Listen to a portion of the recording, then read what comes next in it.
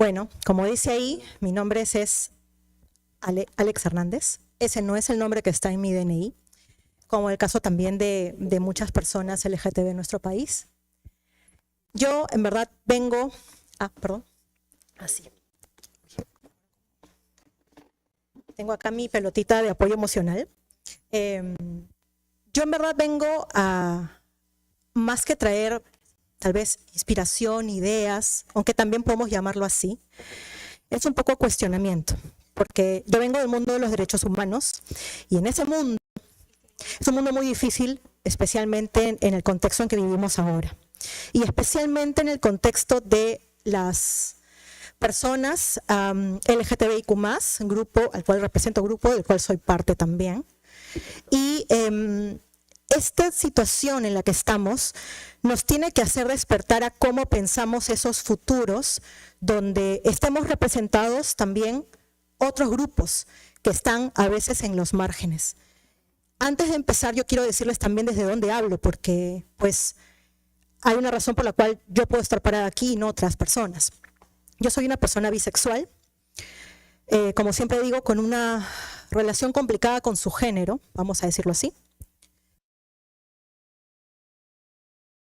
Que la forma en que me ven probablemente les haga pensar en un ella, ¿no? No hay problema. Yo he tenido educación privada en el colegio, en la universidad, tengo formación, he sido estudiante de psicología, he estudiado un posgrado, entonces probablemente con la mayoría de ustedes tengo similitudes, ¿no? Entonces hay que pensar también quiénes no están aquí. No solamente aquí, sino en todos los espacios donde nos permitimos pensar en futuros, espacios de toma de decisión, en el Congreso de la República, sentado en el sillón presidencial. ¿Quiénes están ahí? ¿Quiénes estamos? ¿Quiénes podemos permitirnos imaginar? Porque no estamos pensando en sobrevivir. Y eso me hace pensar también en la situación nacional de la región latinoamericana y global.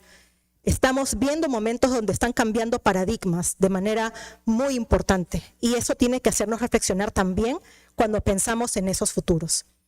Les voy a hablar un poco de cómo creamos colectividad, cómo hacemos organización desde los márgenes, desde el lugar donde nos han puesto porque no cumplimos este mandato social que está enmascarado en biológico, moral, natural, ¿no? De ser una persona que es heterosexual, que es cisgénero, que significa no ser trans, por ejemplo, ¿no? Y que también tiene otras características, como esa capacidad de poder acceder a una educación, ¿no? Un color de piel más claro, tener una situación migratoria adecuada, vivir en esta ciudad. Pero tampoco quiero que estén así como sombríos, ¿no? Como que pena. Bueno, sí, vamos a hablar de cosas un poco tristes, pero es necesario porque eso nos puede ayudar a ubicarnos mucho mejor. Esta es una marcha por la igualdad. No sé la edad que tengan, yo tengo más de 30. En los años 2013, 2014, 2015, hubo un intento de aprobar un proyecto de ley de unión civil. Y esto generó mucho movimiento social. Especialmente universitarios, especialmente mujeres lesbianas y bisexuales se organizaron para promover un proyecto de ley que buscaba el reconocimiento legal de las parejas del mismo sexo. Una unión civil, ¿no? Algo simple, algo que debería estar dado. Lamentablemente, pues, este proyecto se debatió, después se archivó, no lo logramos, pero sembró una semillita, ¿no? Una semillita de vamos a hacer algo en la sociedad, algo tiene que despertar. Y esto fue realmente un punto donde los activismos LGTB, que han empezado en los años 80 en realidad, tuvieron un auge y se crearon muchas organizaciones. Es en esa marcha, y esta la foto está desde el escenario, soy una de esas personas que está ahí. Yo había ido con uno de mis mejores amigos en ese momento, él ya no está aquí con nosotros, y le dije, quiero ir a esa marcha. Yo ya había dicho abiertamente que soy bisexual y dije, bueno, quiero involucrarme. Estaba viendo a estas compañeras activistas, lesbianas, bisexuales, gays, personas trans, hablando en ese escenario y diciendo que tenemos que tener un reconocimiento para nuestras familias, que nuestros proyectos de vida también importan. Es en ese momento que yo decidí, este es mi sentido de vida. Yo era psicóloga, recién egresada, trabajaba temas de violencia, trabajaba temas de bullying en un colegio, hacía investigación, desde un lado muy individual. Yo siempre pensé, yo no soy para estar en equipo, yo trabajo mejor en solitario. Pero ahí me di cuenta del poder de la colectividad. Y así empecé, y lo primero que hice fue abrir un blog para escribir, haciendo divulgación científica sobre temática LGTB y de género. Y bueno, en esos tiempos, quienes se acuerdan de Twitter, cuando Twitter era chévere y era un poco más de acceso democrático, ¿no? Podíamos usar y poner nuestras ideas, pues yo empecé a escribir también desde mi experiencia como persona bisexual y haciendo divulgación científica sobre estos temas. Ya para la tercera marcha, yo ya estaba haciendo activismo, ahí está mi foto con Ricardo Morán, yo tenía mi blog, ahí está la tercera marcha por la igualdad, ¿no? Que fue en el 2015, y yo ya estaba completamente involucrada en el activismo, pero de una forma muy independiente. No pensé nunca que se pueda vivir de esto, no pensé nunca que se pudiera uno hacer sostenible, luchando por mis derechos, ¿no? Yo tenía mi trabajo, como muchos de ustedes que tal vez tienen interés en temas sociales, tienen lo que hacen y luego tienen de involucrarse de repente en actividades, en un colectivo, algo que les da un sentido también a lo que hacen, ¿no? Entonces yo con mi blog que tenía en ese momento, que escribía, hacía videos, me metí a YouTube, por ahí podrían encontrar videos míos, empecé a hablar del tema. Y bueno, ¿qué pasó? Ahí estoy yo tomando fotos, ¿no? Me hice activista, ¿no? Y los activistas LGTB tenemos una doble vida, ¿no? La primera, que es la que nos provee y muchas veces nos mantiene en el closet, ¿no? Porque tengo que mantenerme de esta forma porque puedo arriesgar mi trabajo, lo cual es completamente cierto. Y tenemos la otra vida, que es la que nos da sentido, la que nos importa, la que no importa, llegamos a nuestra casa a tal hora y nos metemos a hacer, a escribir, a pensar. Y es así como los activistas, la mayoría de los activismos en este país funcionan, no solamente en temática LGTB, ¿no? Pero esta segunda vida que te da sentido también es una vida que tiene un coste social, político, en tu salud mental. Lamentablemente, ser activista LGTB en este país es acostumbrarte al fracaso. Estábamos con mis compañeros de Más Igualdad en el taller anterior donde nos decían, imagínense en 30 años, y lo único que podíamos pensar eran cosas horribles. Era un futuro distópico, ¿no? Donde todo, o sea, al fracaso, ¿no? A la extinción humana, y eso sería algo, ¿no? Pero eso es porque nosotros tenemos esa constante expectativa del fracaso porque lo vivimos constantemente en las leyes que se promulgan o las que no se promulgan, en los derechos que no vemos, en las violencias que percibimos en nuestros compañeros.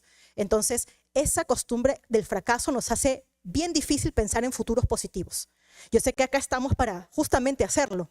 A mí me cuesta muchísimo. Y yo sé que a ustedes también les cuesta. Pero tratamos de estar en esta actitud positiva, pero yo les vengo a decir que si no lo ven tan positivo, está bien, es normal. Tenemos un trauma político y social también en nuestro país. Y las personas y los grupos que están en los márgenes también se sienten así. Y es más difícil para nosotros imaginarnos situaciones donde podemos ser reconocidos, donde nuestras familias sean reconocidas. En este país, y esta es una encuesta ya de hace algunos años, pero bueno, Ipsos hace esta encuesta y le pregunta a los peruanos cuáles son los grupos más discriminados. Y más del 71% reconoce que el grupo LGTB es el más discriminado. Entonces, sabemos, todos saben que es una realidad. A la vez, en la misma encuesta, también más del 50% de personas nunca contrataría a una persona trans o homosexual para trabajar en su empresa, ¿no? Entonces, a pesar de que sabemos que hay discriminación estructural, no somos capaces de decir voy a contratar a esta persona o prefiero no tenerla cerca. Y eso habla de cómo estamos como país. Y también acá hay otros grupos que no los podemos olvidar. Las personas que viven con VIH, las personas con discapacidad, las poblaciones indígenas. Las mujeres también están ahí, por supuesto, ¿no?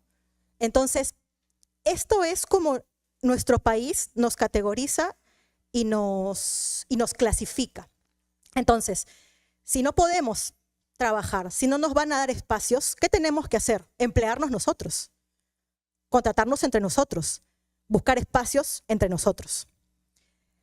Las estructuras sociales, económicas, actuales excluyen de manera sistemática a quienes no encajan en estos cánones o estándares de la hegemonía racial, sexual, de las capacidades físicas o mentales, ¿no?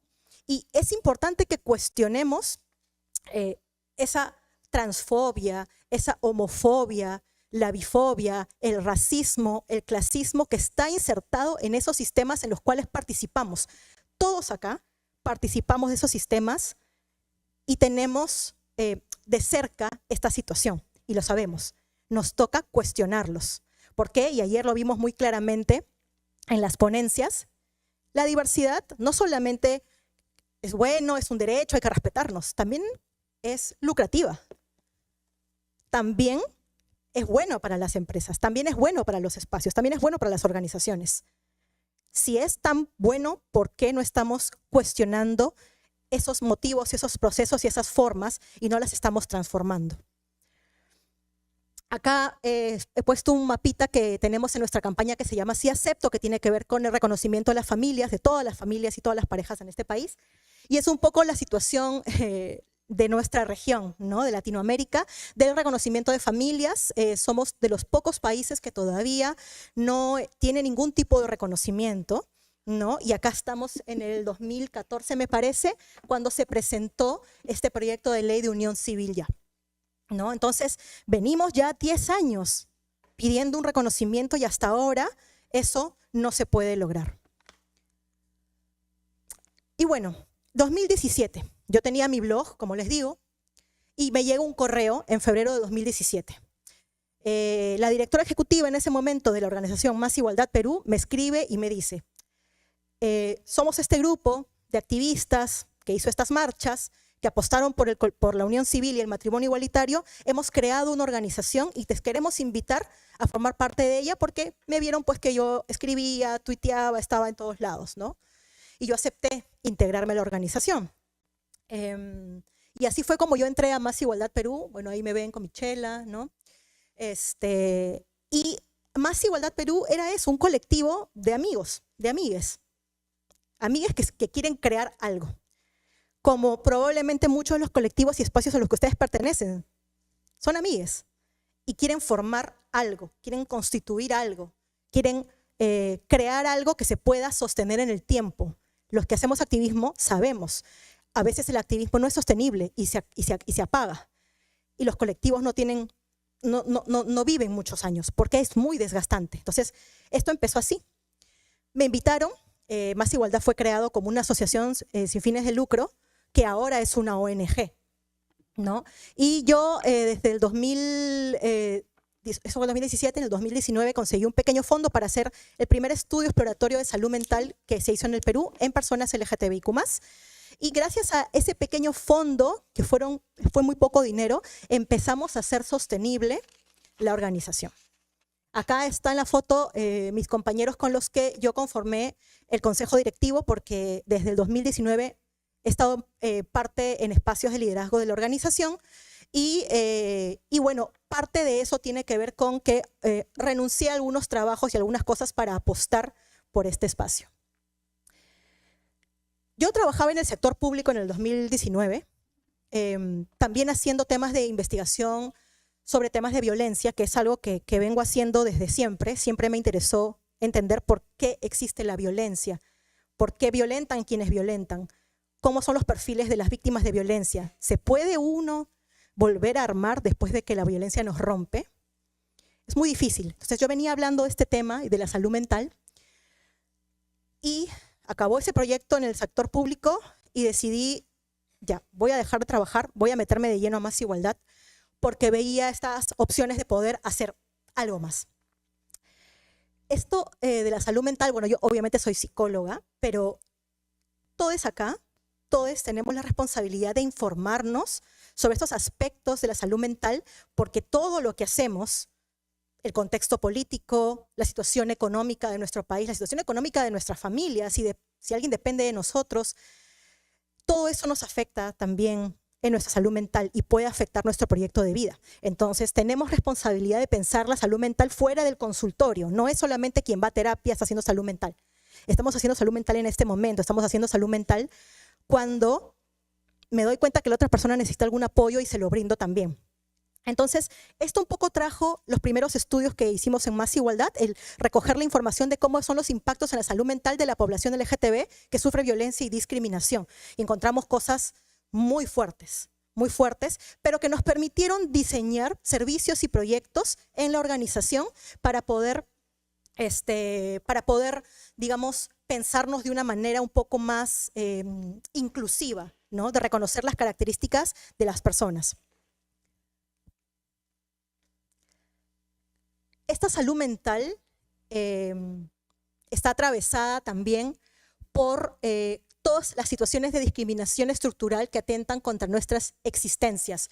Y acá hay un término que no les he escuchado mencionar, creo que algo que pasa un poco entre el mundo de los derechos humanos y el mundo tal vez de la innovación, el mundo corporativo, es que usamos nombres diferentes para decir lo mismo, ¿no? Y hay un término que no sé si conocen, que es el término interseccionalidad, que tiene que ver con reconocer cuáles son esas identidades que nos atraviesan. Entonces, cuando pensamos en acercarnos a un grupo, tenemos que tener conciencia de que no es lo mismo hablarle de repente a gays, lesbianas, universitarios de la ciudad de Lima, que hablarle a personas LGTBIQ+, disidencias de una comunidad indígena, por ejemplo, y los retos que puedan tener. Y si nos queremos acercar, tenemos que entender que existen esas diferencias y esas identidades que atraviesan. No es simplemente sumar checks, sino entender cualitativamente la diferencia. Y esto es un reto para poder liderar un equipo que tiene tanta diversidad, ¿no? Liderar un equipo con diversidad es poderoso, pero también es un reto. Y hay que saberlo así. Estar en una posición de liderazgo donde tienes un equipo que tiene necesidades variadas es un reto constante, porque un líder que es humano o que aspira a serlo, y aspira a serlo desde la ética, tiene que velar para que las formas, para que las personas se sientan felices en su espacio. Sea una empresa, sea una startup, sea una organización, sea un colectivo, ¿no? Y si las personas están contentas, probablemente van a hacer mejor su trabajo, ¿no? Y van a estar comprometidas. Yo no les tengo acá una fórmula de cómo hacerlo, porque yo entré a este lugar de liderazgo sin pensarlo, necesariamente sin buscarlo, ¿no? Pero creo que pensar en esa autoestima colectiva nos fortalece.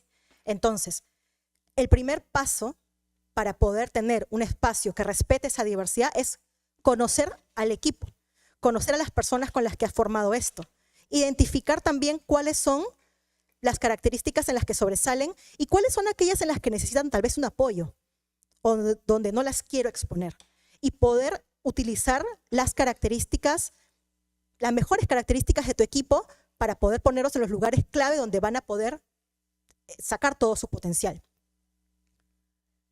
Acá, por ejemplo, estamos en Arequipa, en un proyecto que hicimos, que trataba justamente de buscar aprobar ordenanzas contra la discriminación en diversos distritos. Lo hicimos en Loreto, en Arequipa y en Lima. Entonces, esto de salir de Lima, muy importante también, porque también, de nuevo, ¿quiénes estamos sentados acá? Acá hay personas que me gustaría saber, y levanten la mano, ¿quiénes son personas que han nacido en alguna región del Perú que no sea Lima? Ahora, de esas mismas personas, levanten la mano, ¿quiénes actualmente viven fuera de Lima? Hay 2 personas, ¿no? Esto de la migración para poder estar en Lima y la razón de la cual están en Lima también es un coste para las personas que no nacen en Lima. Están apostando y están invirtiendo en estar aquí, porque en las regiones a veces no existen las oportunidades, no llegan los fondos, no llegan los espacios para poder pues, desarrollar a esas poblaciones. Entonces, esa mirada descentralizada es clave para poder tener el sentido de integración. Esta prevalencia de problemas de salud mental que les decía, bueno, yo tampoco estoy exenta de ello. Yo también tengo ciertas condiciones o diagnósticos y convivir con ello también es un tema, es un problema.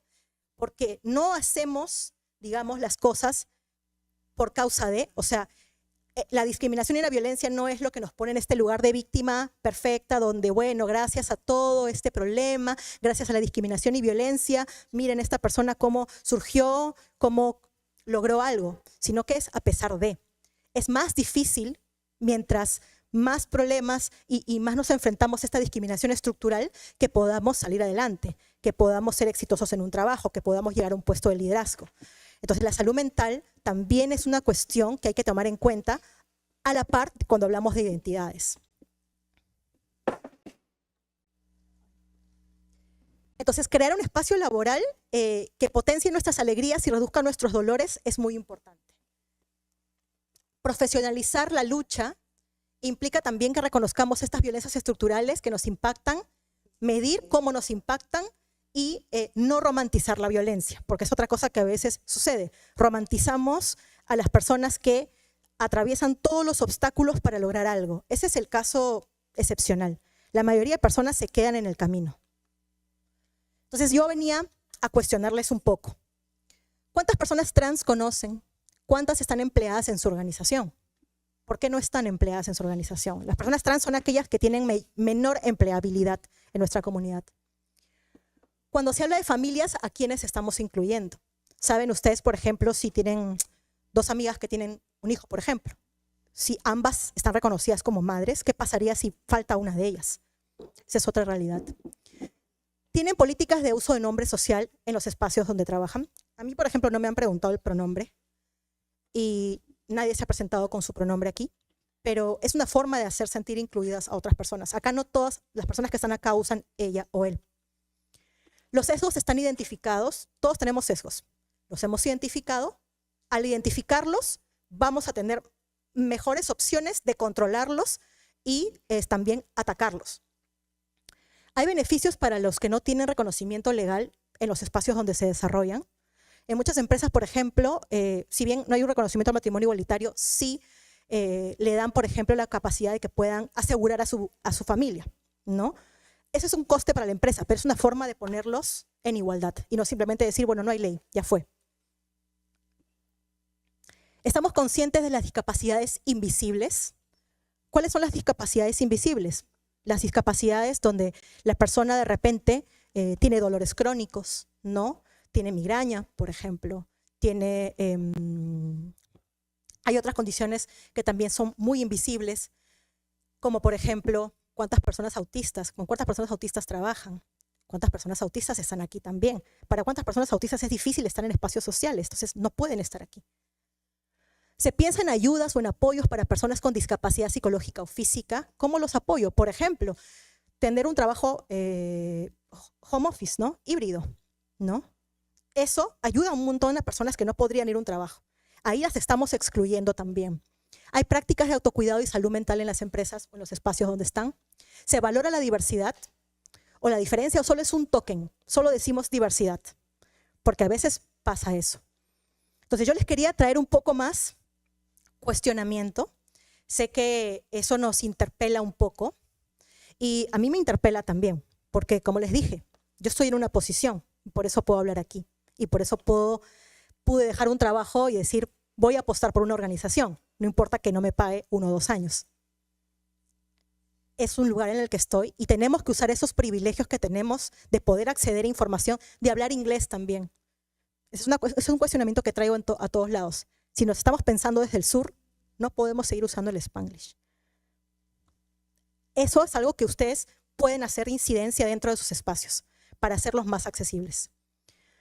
Finalmente, eso. ¿Quiénes están efectivamente y participan efectivamente de los espacios, organizaciones, eventos y colectivos que creamos? Veamos quiénes son los que nos rodean, quiénes son. Y con eso vamos a saber de qué manera empezar a abrirnos y cuestionarnos y acercarnos. Finalmente, no nos olvidemos que somos actores políticos. Acá todos somos actores políticos. Acá no estamos sentados todos, no todos podemos tener el tiempo libre de venir a pensar en futuro. Y eso no es casualidad, como les decía. Las oportunidades que tenemos para traer a la mesa las voces que quedan al margen, esa es nuestra responsabilidad.